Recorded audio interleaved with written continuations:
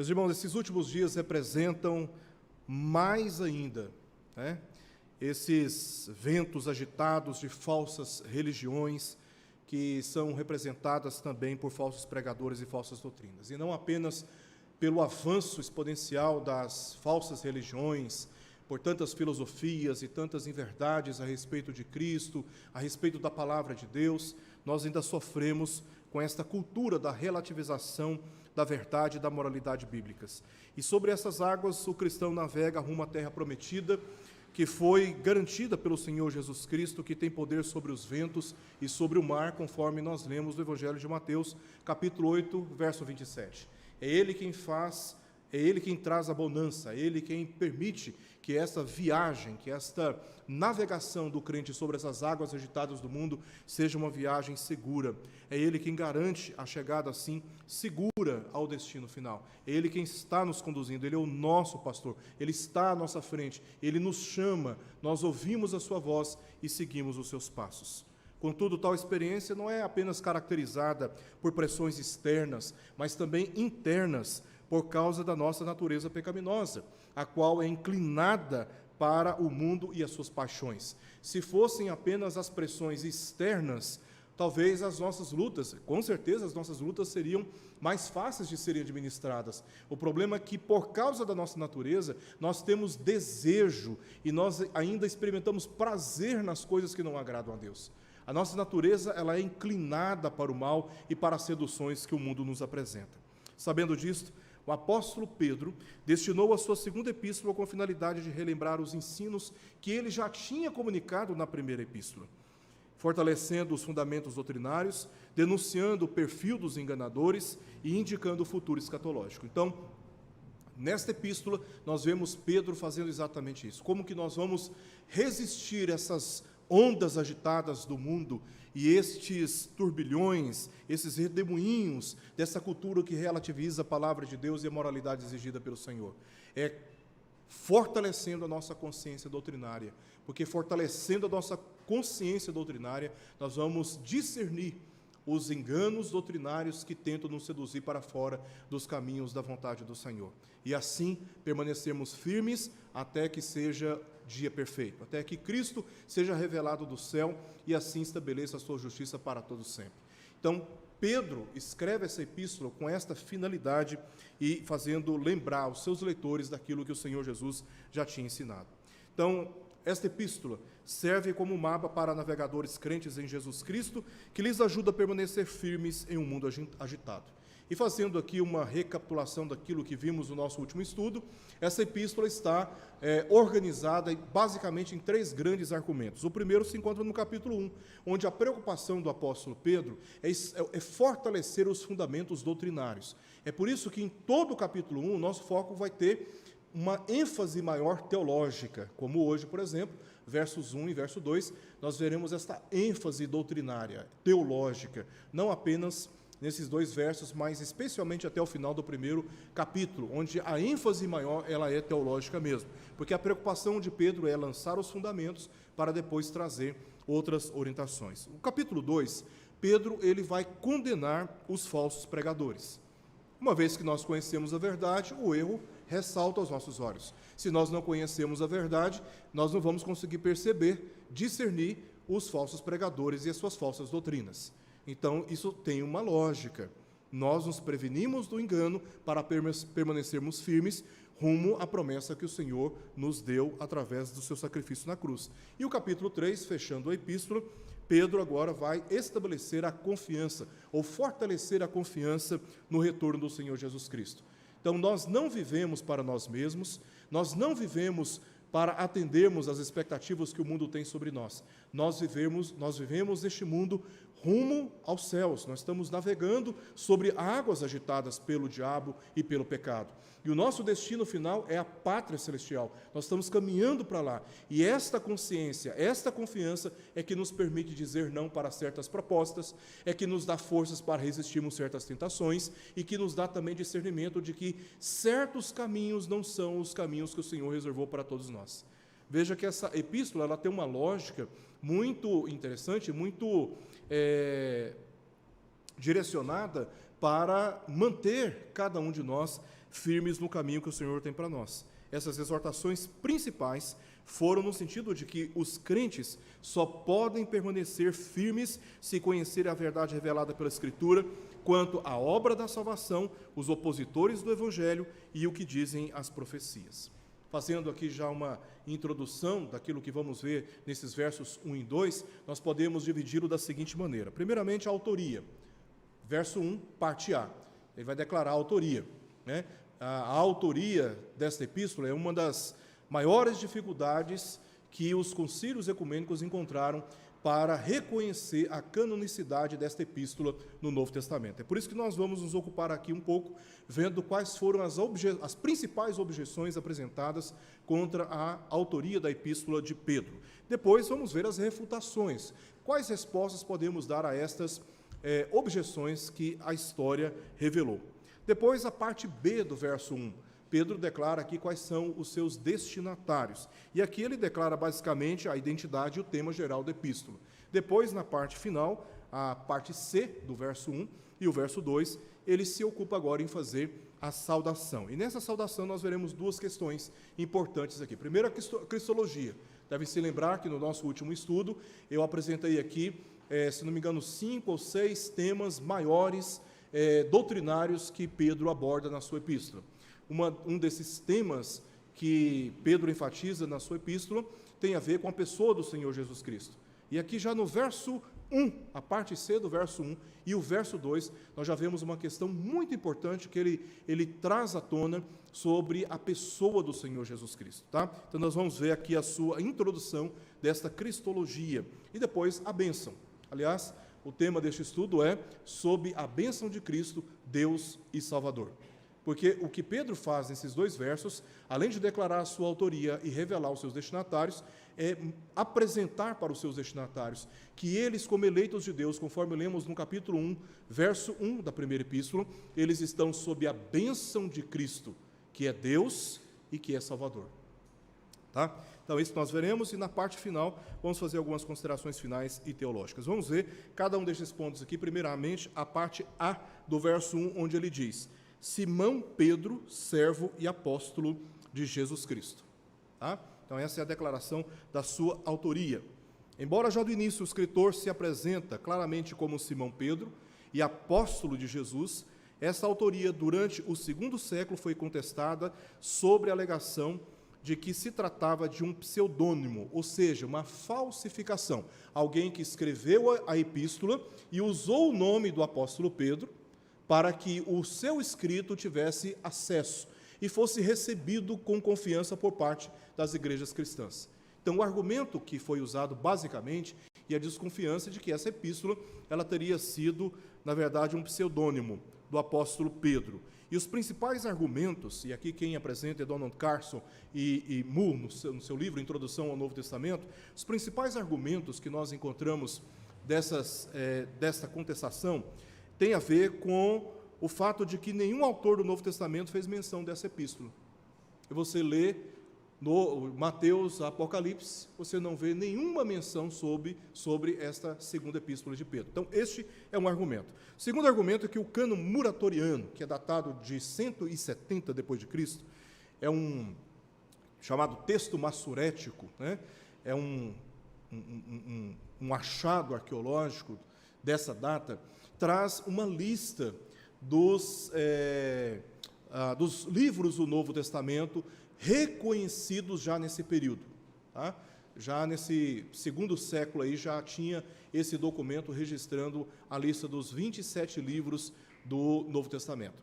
Contudo, nesta lista você não encontra 2 Pedro. Você tem a maioria dos livros listados, mas tem partes do cânon muratoriano, inclusive a parte onde a lista ela é registrada, ela corta a lista. Você não tem assim todos os livros, porque o fragmento ele está danificado por causa do tempo. Então, alguns livros na lista não aparece, tá? Não aparecem nessa lista. Então, esse é o argumento, é um dos argumentos. No cânon muratoriano você não tem a sustentação ou a presença, o registro desse livro lá. Segundo argumento é que Judas Pedro estaria baseando a sua epístola numa porção da epístola de Judas, versos 14, especialmente ao verso 16. Aí depois você lê toda a segunda epístola de Pedro e lê o que Judas também fala. Você vai ver que tem uma relação muito íntima entre aquilo que Pedro fala na segunda epístola e aquilo que está registrado na epístola de Judas. Então, o argumento desses que contestaram a autoria de 2 Pedro é que isso era impossível. Por que era impossível?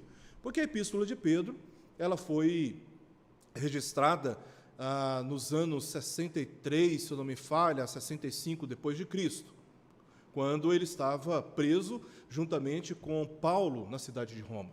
Contudo, a epístola de Judas só foi registrada nos anos entre 73 a 75, anos posteriores. Então, como Pedro poderia fazer citação de Judas, sendo que Judas só foi escrito anos mais tarde, e Pedro morreu antes do ano 70 depois de Cristo. Então, esse é um argumento que levou muitos a questionarem a verdadeira autoria de Pedro, o apóstolo de Jesus. Tá?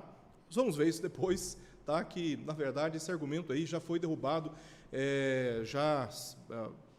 tempos depois, mas no início houve muita contestação e um dos motivos era esse. Tá? Outra coisa é diferenças de estilo literário e de vocabulário.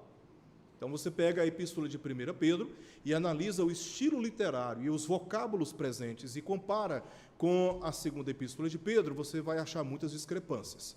Uma delas é a maneira como Pedro se apresenta nessa epístola.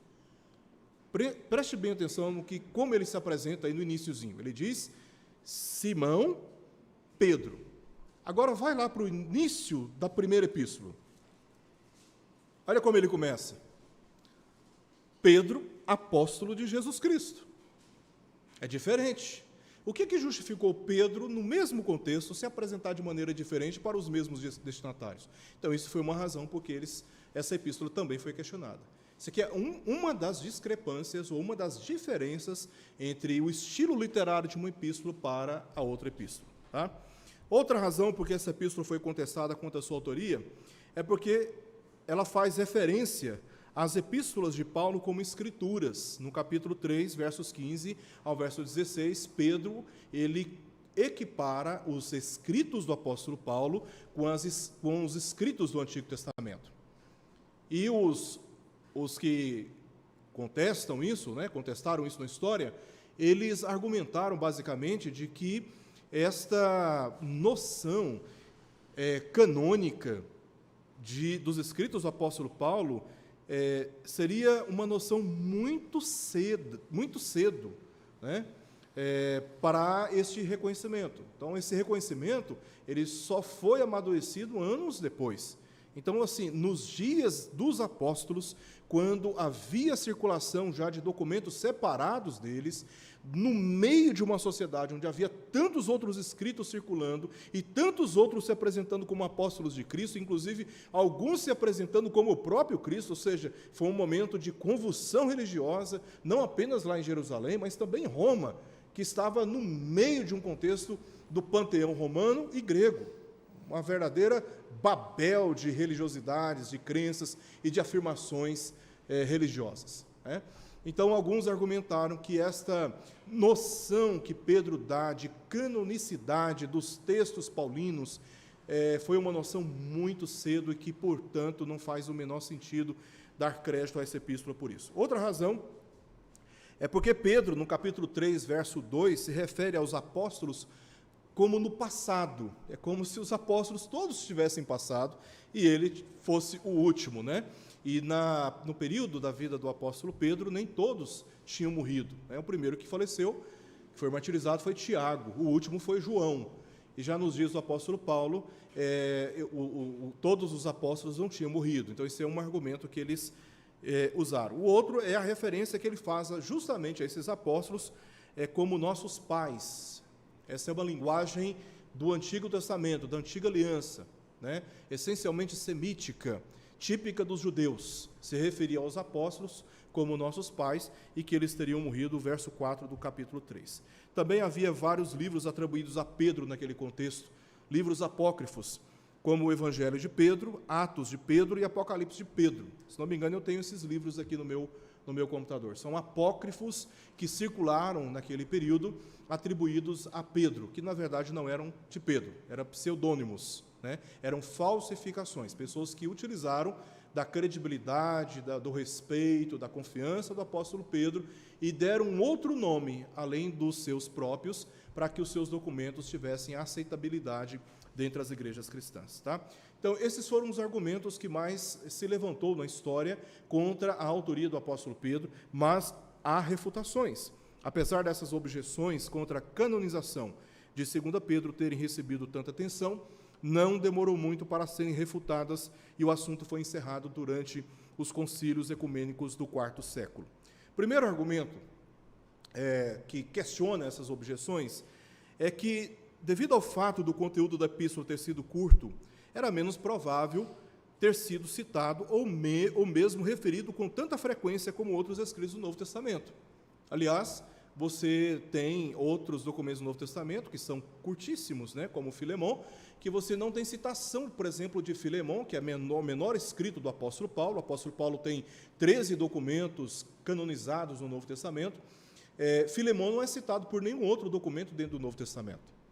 Né? E uma das argumentações é que, como o conteúdo ele era muito pequeno, era mais provável que ele não fosse citado, assim como outros documentos curtos também do Novo Testamento. Tá? O segundo argumento é, por causa de danos naturais do tempo, a lista no cânon muratoriano não está completa, omitindo outras epístolas. Ali você não tem omissão apenas de 2 Pedro, você tem omissão de Tiago, de Hebreus e de 1 Pedro. Tá? O cânon muratoriano estava trazendo toda a lista dos 27 livros. Contudo, parte foi omitida. Como é que nós sabemos os 27 livros? Porque o cânon muratoriano não é a única autoridade textual, manuscritológica do assunto. Existem outros fatores que corroboram com o fato de que já havia, naquele período, a lista já dos 27 livros reconhecidos pelas igrejas cristãs. Tá? Então, por causa de danos naturais, o cânon muratoriano não traz a lista completa e, por isso, nós não temos 2 Pedro citado ali. 1 Pedro, facilmente reconhecido como uma epístola do apóstolo Pedro. E o cânon muratoriano não traz, por exemplo, na sua lista, 1 Pedro. Então, por que se contesta 2 Pedro, que não consta na lista, mas aceita Pedro, que também não consta? Então, é um tipo de argumento que já foi contestado pelos concílios do passado. Isso aqui não são argumentações minhas, mas são pesquisas que eu fiz da história da igreja quanto a este assunto de manuscritologia. Tá? E os concílios ecumênicos já derrubaram essas argumentações. Terceiro argumento, terceira refutação é: qual seria o motivo de uma falsificação? Por que você falsifica um documento? Você falsifica um documento para contestar a verdade que é dita por aqueles que são os verdadeiros autores e escritores bíblicos. Né? Geralmente era feita para promover falsas doutrinas, usando o nome de um apóstolo. Não existe tal objetivo em 2 Pedro. Você lê, você vê o quê? É harmonia, e não desarmonia em relação aos demais livros do Novo Testamento. Na verdade, ela é visivelmente superior à das falsificações feitas em nome de Pedro, como o de Apocalipse de Pedro, o Evangelho de Pedro e os Atos de Pedro. Aí você pega esses documentos, compara com 2 Pedro, você nitidamente vai perceber uma discrepância muito grande. Tá? Quem argumenta isso é Donald Guthrie, no seu livro sobre a teologia do Novo Testamento, na página 838. Quarta refutação. Quanto às diferenças de estilo e de vocabulários, por exemplo, 361 palavras em 1 Pedro, ausentes em 2 Pedro, e 231 palavras em 2 Pedro, ausentes em 1 Pedro. Então, existe realmente uma diferença, não apenas no estilo, mas também nos vocabulários usados entre as duas epístolas. Elas podem ser facilmente compreendidas, essas diferenças, pelo uso de amanuenses diferentes. Em 1 Pedro, nós lemos, no capítulo 5, verso 12, a citação de que Silvano, tá, que é uma versão latina de Silas, em grego, foi aquele que redigiu a primeira epístola. Ou seja, Pedro estava preso e se utilizou de um amanuense. No mesmo contexto da prisão do apóstolo Pedro, Paulo estava preso também. E, na prisão, ele escreve a sua última epístola, cronologicamente, de Paulo, que nós temos no Novo Testamento, que é a 2 Timóteo. E 2 Timóteo foi escrita por Lucas, que estava junto com Paulo. O único que estava com Paulo era Lucas. E ele foi o amanuense de Paulo. Tá? Certamente por problemas já de visão, de velhice, por alguma razão, mas Paulo tinha muita capacidade intelectual, Pedro não tinha tanta capacidade assim intelectual, mas o fato é que Pedro foi servido por Silas para escrever a primeira epístola. A segunda epístola de Pedro, você não tem nenhuma citação. Pedro não viu necessidade de registrar quem havia cooperado com ele nesse sentido. Houve esta omissão, tá bom? E Silas, ele era um profeta e cidadão romano, conforme o testemunho de Atos, capítulo 15 e capítulo 16. Então, Silas, ele era profeta e ele, um pregador do Evangelho, pregador dos textos do Antigo Testamento, e ele era cidadão romano. Estava familiarizado com Paulo e o auxiliou na redação das 2 epístolas aos Tessalonicenses. Aí você lê Tessalonicenses, você vai ver Paulo indicando que quem foi o amanuense, o escriba, o escrivão da epístola foi Silas. Então, Paulo ditava e o escriba ia escrevendo.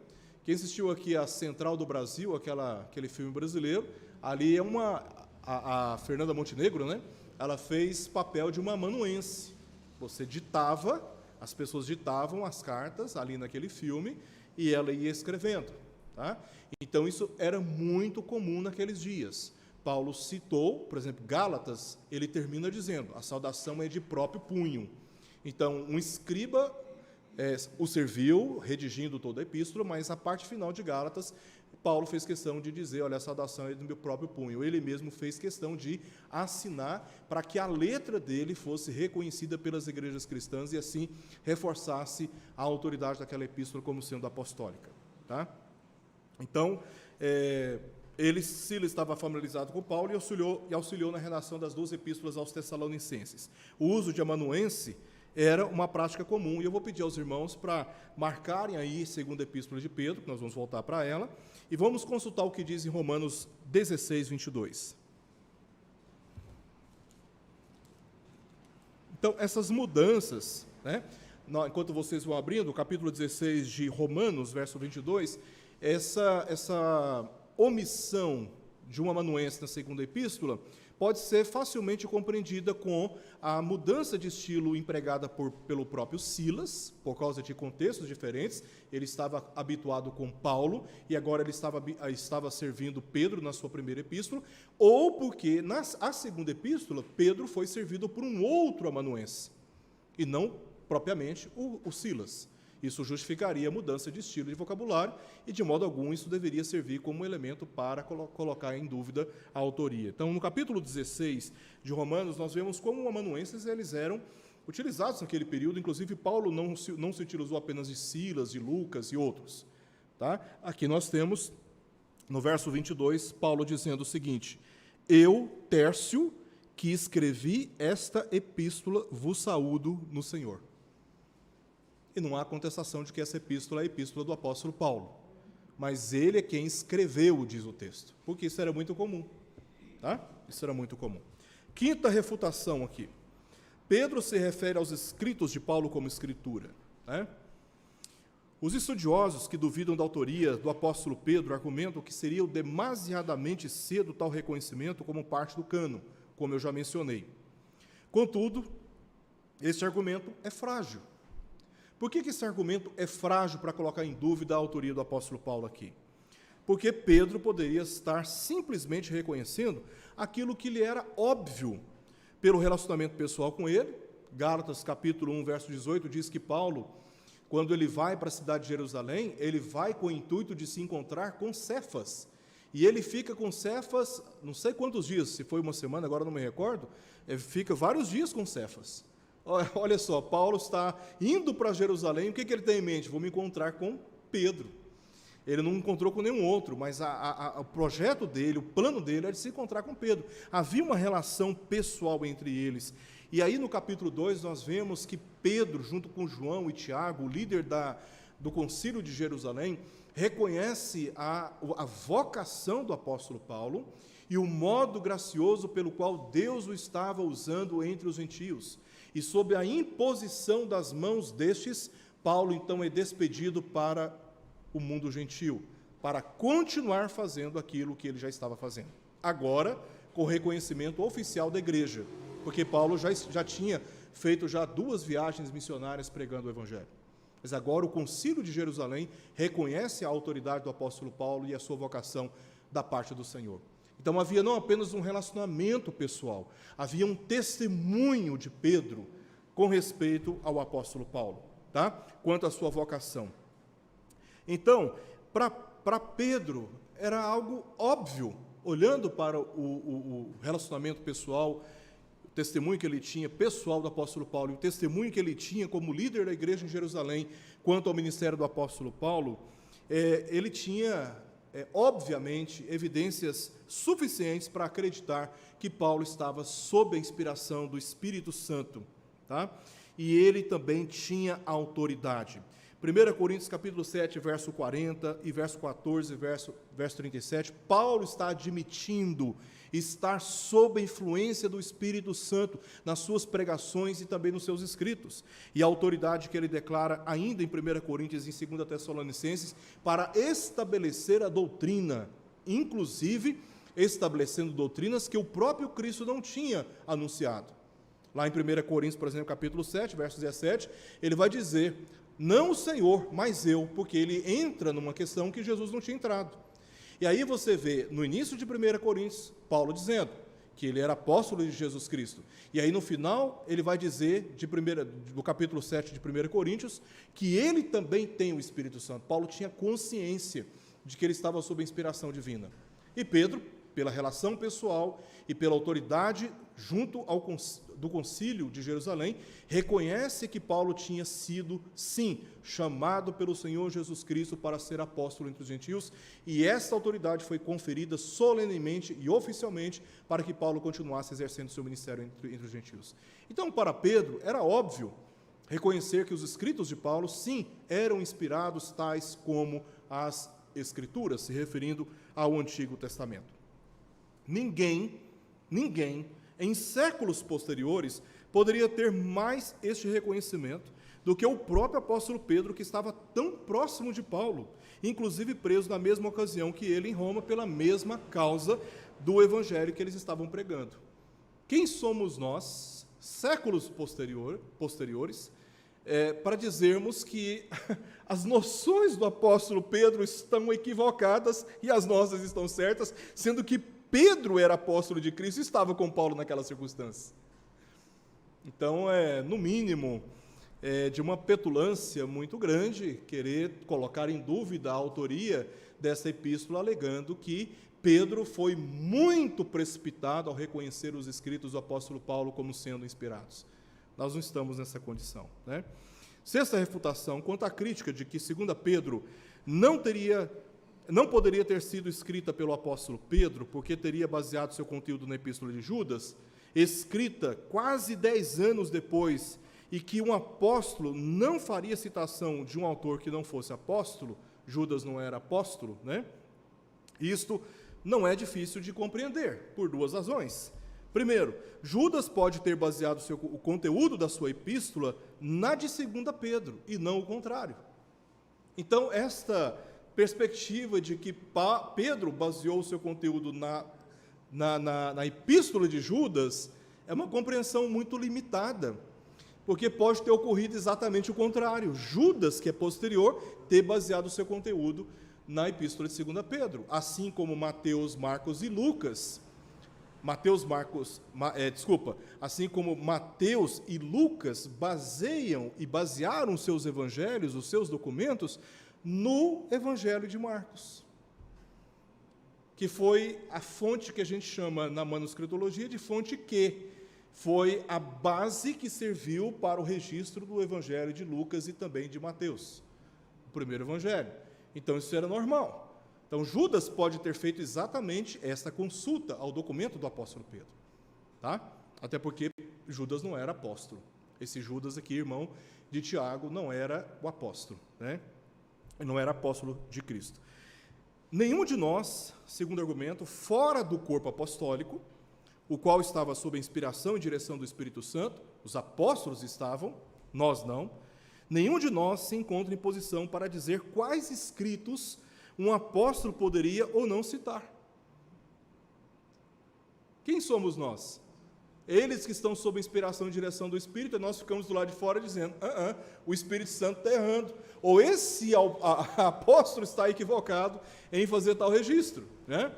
Por exemplo, irmãos, Judas fez citação no verso 6. O verso 6, ele é uma citação que você encontra num livro apócrifo, chamado o livro de Enoque, que é um livro apócrifo do Antigo Testamento. Então, aquela parte que Judas utilizou na sua epístola, ela é canônica e tem a confiança de ser verdadeira pela citação que Judas fez quando estava sob a inspiração do Espírito Santo.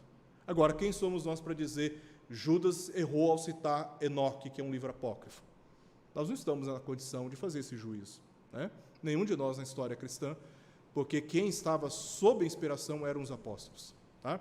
E eles receberam do Senhor autoridade para estabelecerem a doutrina, e nós, fundamentados na doutrina, andarmos segundo a sua orientação, e não o contrário, né? Eles, pela autoridade que Cristo lhes deu, julga a nossa crença, e não a nossa crença julga a palavra de Deus. É o contrário, tá? Não há dúvidas de que a autoria do apóstolo Pedro está comprovada, inclusive com o apoio de teólogos cristãos pós-apostólicos e renomados, como, por exemplo, Orígenes, de Alexandria. Ele é de 185 a 253 depois de Cristo, que se referiu ao apóstolo Pedro, essas são as palavras de Orígenes, soando alto com as duas trombetas de suas epístolas, tá? E Pedro faz menção no capítulo 3, verso 1, de que essa é a segunda epístola que ele está escrevendo. E Orígenes, um teólogo pós-apostólico, muito reconhecido, né, dá apoio exatamente para essas verdades. Além do mais, o autor de 2 Pedro foi testemunha ocular da transfiguração de Jesus, e ele dá esse testemunho em 2 Pedro, capítulo 1, verso 16 ao verso 18. Quem que estava presente naquele momento em que Jesus sobe ao monte, e ali ele é transfigurado na presença de 3 discípulos, e ouve a voz do Pai que está nos céus, na presença de Moisés e de Elias? Quais eram os discípulos que estavam ali? Pedro, Tiago e João. Então, quem dá testemunho disso aqui é alguém que estava lá no monte com Jesus e testemunhou a sua transfiguração, o seu estado de glória, né? Então, essa é uma evidência interna de que sim, se trata do apóstolo Pedro. Ele estava ciente de sua morte iminente.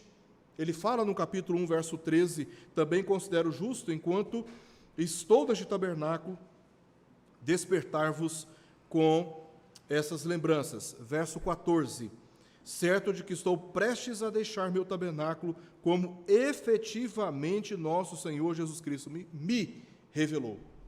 E aí você encontra a correspondência desse testemunho em João, capítulo 21, verso 18 ao verso 19, quando Jesus diz para Pedro o modo como ele morreria, exatamente o que ele está vivendo em Roma, prestes do seu martírio, tá? Essa é uma outra evidência interna.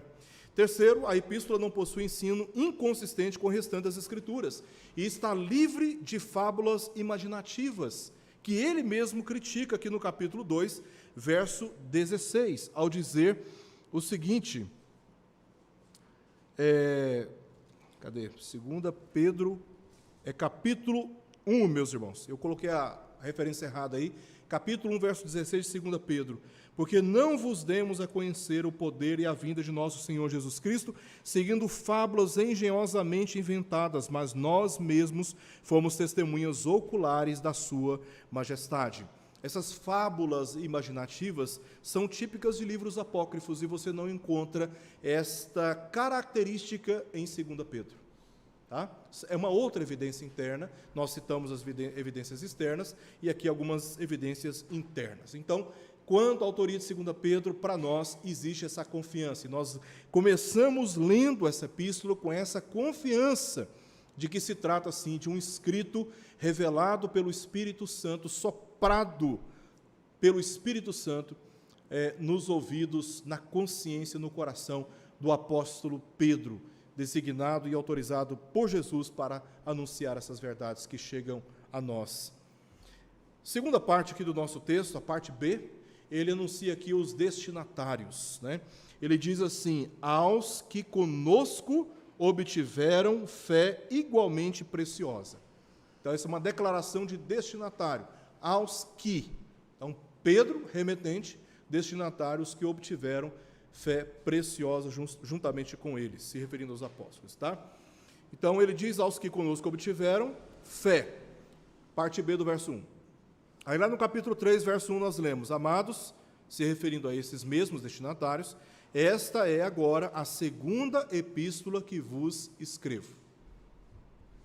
Em 1 Pedro, capítulo 1, verso 1, lemos: aos eleitos que são forasteiros da dispersão do Ponto, Galácia, Capadócia, Ásia e Bitínia. Então, Pedro está aqui se referindo aos mesmos destinatários que ele cita em 1 Pedro.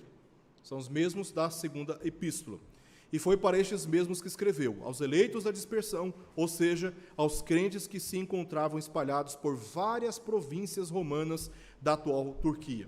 A descrição de que eram forasteiros indica que eram residentes temporários nessas regiões. Por ocasião da festa de Pentecostes, os judeus dessas mesmas regiões se reuniram em Jerusalém, conforme lemos lá em Atos capítulo 2, versos 9 a verso 11. Pessoas de várias partes daquela região da Turquia, não só da Turquia, mas também do norte da África, de Chipre, que era uma ilha até hoje, né? O norte de Israel. Então, pessoas de várias partes foram para a cidade de Jerusalém participar dessa festa. Ali, o que aconteceu? Com aquela manifestação sobrenatural do Espírito Santo sobre aqueles que estavam reunidos no cenáculo, orando, numa casa, orando, Pedro aproveitou aquele momento de perplexidade dos que testemunharam e pregou o evangelho, e muitos aceitaram a palavra, e diz o texto que foram batizados, no verso 41, quase 3.000 pessoas. Mas por causa da primeira e grande perseguição contra os cristãos, a igreja de um dia para o outro, né, de mais ou menos 120 pessoas, de um dia para o outro, a igreja cresce e se torna uma igreja de quase 3.000 pessoas, né? Então, pouco tempo depois, com a perseguição que se instalou contra os cristãos, após a morte de Estevão, todos foram dispersos, como diz o texto em Atos capítulo 8, verso 1, pelas regiões da Judéia e Samaria. Tal dispersão foi tão emergente que os judeus e gentios convertidos acabaram indo para lugares mais longes, onde não tinham cidadania e residência. Paulo é enviado depois pela igreja de Antioquia da Síria, porque tinham duas cidades de Antioquia naquela época, a Antioquia da Psídia, que estava dentro da atual Turquia, e a Antioquia da Síria. Paulo é enviado pela igreja da Antioquia da Síria, justamente para pastorear esses crentes que tinham se dispersado. Então, Paulo foi organizando igrejas, comunidades, doutrinando, estabelecendo presbíteros nessas cidades para pastorear o rebanho de Deus. Então, esses crentes, eles foram para lugares onde eles não tinham cidadania e eles não tinham residências permanentes. Contudo, apesar das dificuldades que estavam vivendo, era um povo escolhido de Deus. Pedro faz questão de mencionar que eles são eleitos de Deus. Eles estão sem, entre aspas, identidade. Então, Pedro está dizendo, não, na primeira epístola, vocês são raça eleita, sacerdócio real, nação santa. E ele começa na primeira epístola, e na segunda epístola ele se refere a estes como sendo eleitos de Deus, escolhidos pelo Senhor. Vocês têm uma identidade. Vocês têm uma identidade. E a identidade de vocês não está na acomodação de uma sociedade. A identidade de vocês está na acomodação, está na associação, está na conformação com o testemunho de Cristo. Essa é a identidade de vocês. Vocês são povo de Deus, uma nação santa, eleita, propriedade exclusiva do Senhor. Pedras vivas, né? edificadas, ajuntadas e edificadas como casa espiritual, na qual habita o Espírito Santo. Pedro fala tudo isso na primeira epístola, ele fala também nessa segunda epístola, reafirmando para estes que estavam se sentindo e se vendo como cidadãos sem identidade, sem terra, sem direitos, sem privilégio algum, como sendo o povo eleito de Deus, né? Essa lição os lembra de que foram alcançados pela graça de Deus, pelo propósito que Deus mesmo garante cumprir. E aí Pedro fala aqui, faz uso de uma frase que tem gramaticalmente uma verdade bíblica muito profunda. Eles não alcançaram, tá? Eles obtiveram. A salvação é um dom recebido mediante a fé. Eles não alcançaram, eles foram alcançados. Aliás, é mais coerente, teologicamente falando, que nós não nos convertemos, mas que nós fomos convertidos. Aí você fala assim, como foi a sua conversão? Eu me converti. A gente sabe o que nós estamos querendo dizer, mas se você quiser conformar melhor as suas palavras à doutrina bíblica, você vai dizer, eu fui convertido assim, assim, assim, assim, né? Porque nós não nos convertemos, nós não exercemos justiça própria para nos declarar justos diante do Senhor. Nós somos alcançados pela justiça de Deus, nós somos convertidos por Ele. A voz é passiva e não ativa. Eles obtiveram, eles receberam, está na voz passiva, este dom da salvação recebido mediante a fé. Como Paulo diz em Efésios capítulo 2, verso 8, sois salvos pela graça mediante a fé, isso não vem de vós, é dom de Deus. Tá? Qual que é a causa da salvação? A graça. Qual que é o meio? A fé. A fé. Qual que é o mérito? A glória de Deus. Isso não vem de vocês, para que ninguém se glorie. Isso é dom de Deus, é dádiva do Senhor, é presente dele, isso vem dele. Não vem de nós. Em nenhum estágio, em nenhum aspecto, tá? A obra da salvação, ela é exclusivamente divina. Se nós cremos, é porque Ele nos dá fé. E é isso que Pedro está dizendo. Vocês obtiveram fé igualmente preciosa. Igualmente preciosa. Deus lhes deu a fé, como também aos próprios apóstolos. Que Pedro está dizendo aos que conosco obtiveram a fé. Pedro está se incluindo, né? Como ele faz, e aqui nós temos uma similaridade entre esse estilo literário com 1 Pedro, quando ele diz lá para os presbíteros, no capítulo 5, eu, presbítero como vós, aqui ele está dizendo, vocês receberam a fé preciosa como nós também obtivemos. Pedro não está se excluindo da igreja, está se vendo e se posicionando como também parte do povo de Deus. Parte do povo de Deus. Então, Deus lhes concedeu fé, como também aos próprios apóstolos, por isso Pedro descreveu seus destinatários, aí está no capítulo 1, verso 2 de 1 Pedro, eleitos segundo a presciência de Deus Pai, em santificação do Espírito, para a obediência e a aspersão do sangue de Jesus Cristo. A fé não é o elemento subjetivo de crer, muito embora muitos de nós, infelizmente, por ausência de discipulado, por falta de uma instrução correta e até de uma experiência pessoal procurada de forma correta, nós passamos a compreender a fé apenas como um conjunto de informações que nós acumulamos na memória da nossa mente. E aí vivemos o Evangelho de Cristo apenas no âmbito da nossa compreensão. Isso não transforma a nossa maneira de lidar com as nossas relações, com as nossas decisões, com as nossas escolhas. E vivemos uma falsa religiosidade, porque andamos como se a obra da salvação não tivesse transformado a nossa fé, a nossa vida, ou que o Evangelho de Cristo não tem poder para continuar nos transformando, mas estamos afirmando doutrinas. Estamos muito conscientizados das verdades bíblicas, mas a nossa vida continua ainda fortemente atraída para o pecado e para uma vida de desobediência. Então, fé aqui não se trata deste elemento subjetivo de crer, mas objetivo. Tiago fala exatamente sobre isso na sua epístola, no capítulo 2, versos 14 e 17, e no capítulo 4, verso 17. Se você diz ter fé, você precisa exercitar essa fé.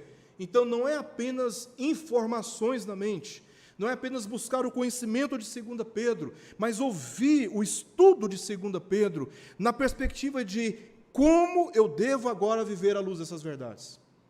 Então, não se trata de uma fé como um conjunto apenas de informações acumuladas na mente, mas um corpo da verdade cristã que é conhecido e que deve ser atendido.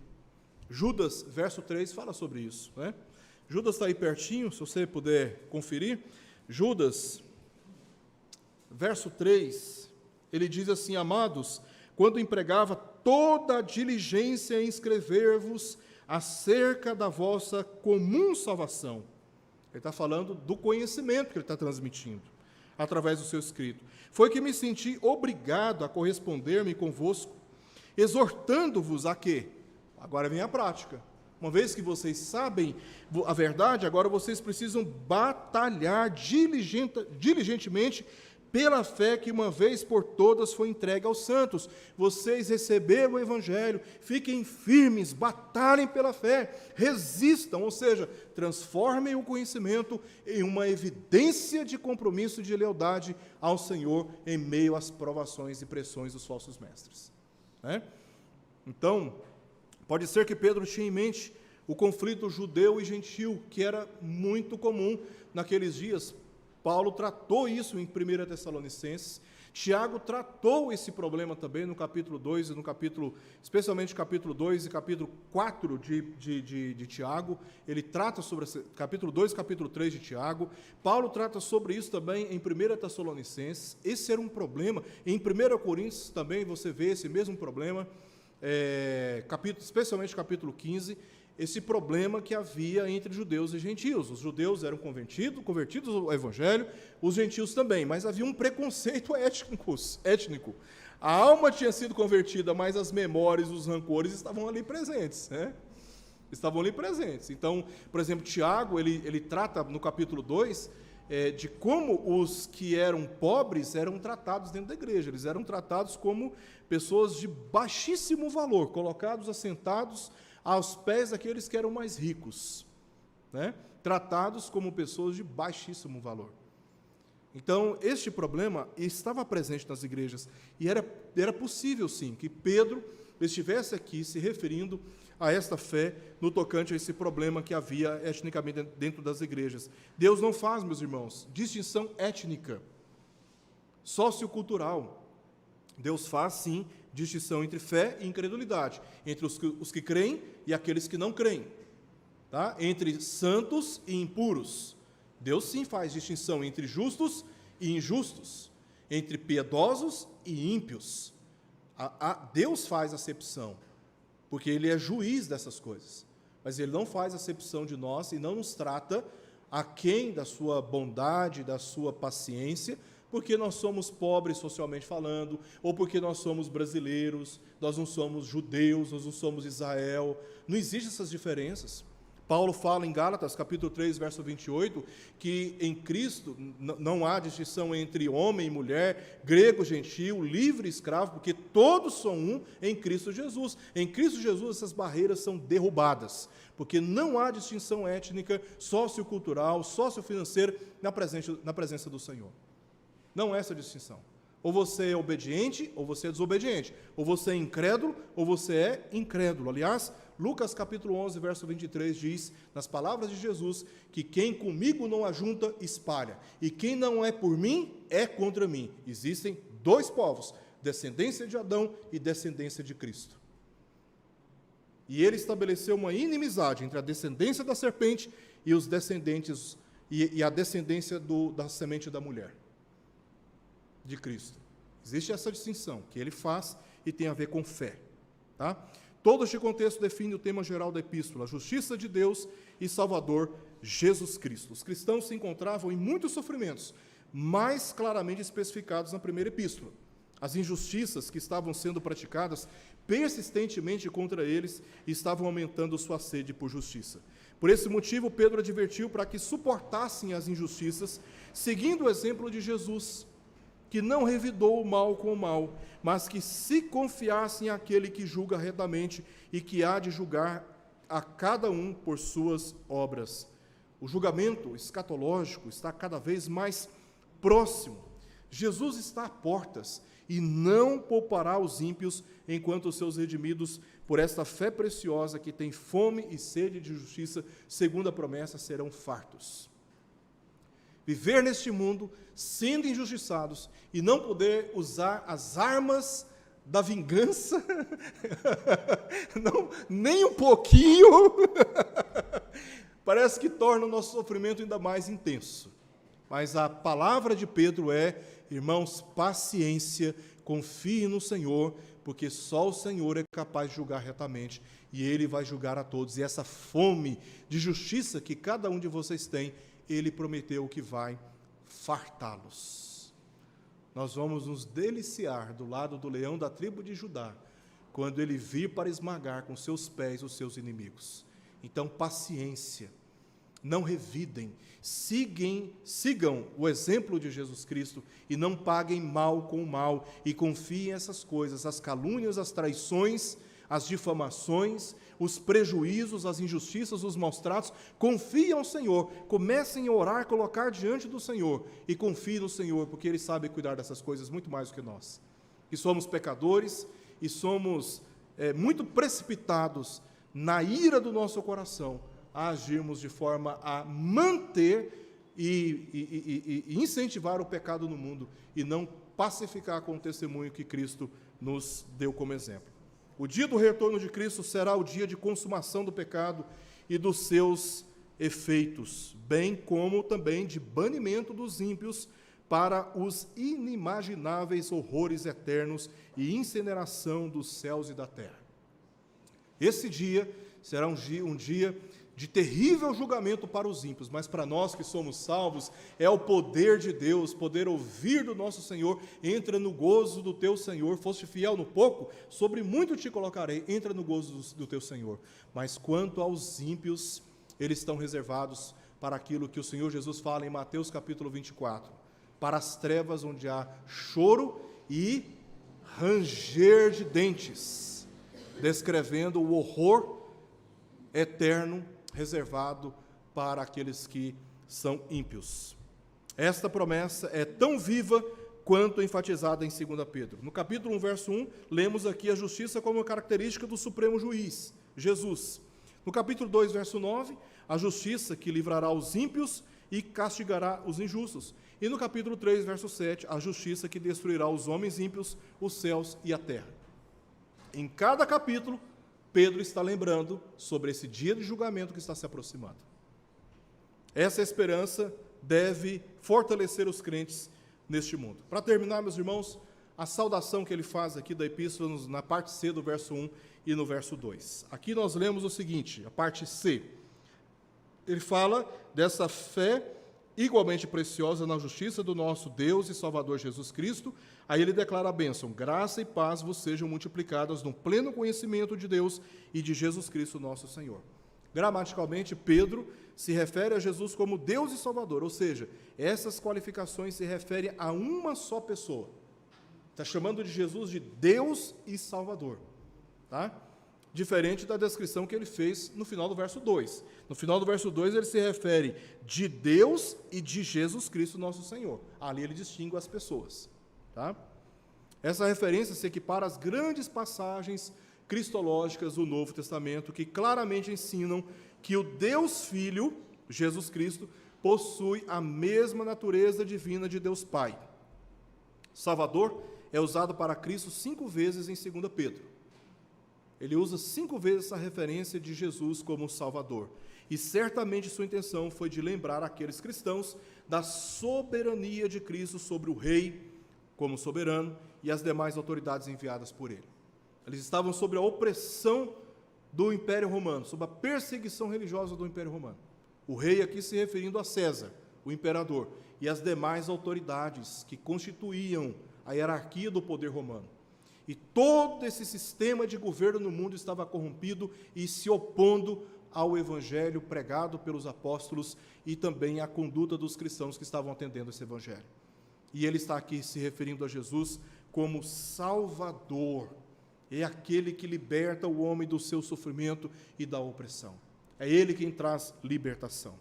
A descrição de Jesus como Deus, de forma alguma, nega a Trindade, como se Pedro quisesse dizer que Jesus é Pai e Filho, apenas quis destacar a sua natureza divina, assim como ele destaca 2 vezes, de forma insistente, aqui no capítulo 1. Ele se refere ao divino poder, no verso 3, de Jesus, e à natureza divina, no verso 4, se referindo a Jesus. Porque na cabeça de Pedro, Jesus não foi apenas um homem, ele foi um homem, ou ele foi o Deus encarnado. 100% homem, 100% Deus, sem mistura, sem concorrência, 100% homem, 100% Deus. 2 naturezas coexistindo em uma única pessoa. Então Pedro tinha essa noção, e ele está mostrando que Jesus não foi um líder religioso como tantos que surgiram na história. Ele é Deus, ele é Salvador. Então vocês podem olhar para ele com confiança, crendo que ele haverá de trazer justiça. A bênção da graça e paz é mais do que uma mera fórmula de saudação. A graça era mais associada aos gentios, que estavam fora da aliança, e por causa dos seus muitos pecados, não foram considerados pelo povo judeu nas promessas que Deus havia pronunciado. No entanto, Deus levantou homens e os enviou para o meio dos gentios, para que na pregação do Evangelho eles fossem chamados à mesma graça. Então, graça era algo que os gentios convertidos compreendiam muito bem, como Deus os aceitou como parte do seu povo eleito. E paz aos judeus. Eles até hoje saúdam uns aos outros com a paz, né? Essas virtudes provêm do conhecimento de Deus e de Jesus, porque Pedro está dizendo o seguinte: graça e paz vos sejam multiplicadas. Onde? No pleno conhecimento de Deus e de Jesus Cristo. Então, não existe graça e paz e multiplicadas essas bênçãos fora do conhecimento de Deus e de Jesus Cristo, né?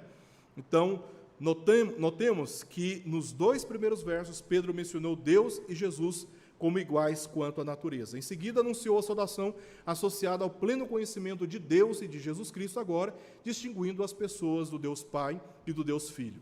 Este conhecimento implica em um relacionamento íntimo e pessoal. Não se trata de informação teológica reunida na memória, mas ao meio pelo qual a graça e a paz de Deus podem ser recebidas e experimentadas pela fé preciosa na justiça de Cristo.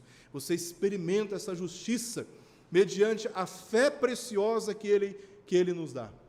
E é por isso que neste conhecimento, nessa experiência com a justiça de Cristo, nós experimentamos essa graça e essa paz que se multiplicam a favor de nós. A graça é o favor imerecido de Deus, mostrado aos pecadores que confiam em Cristo para a salvação.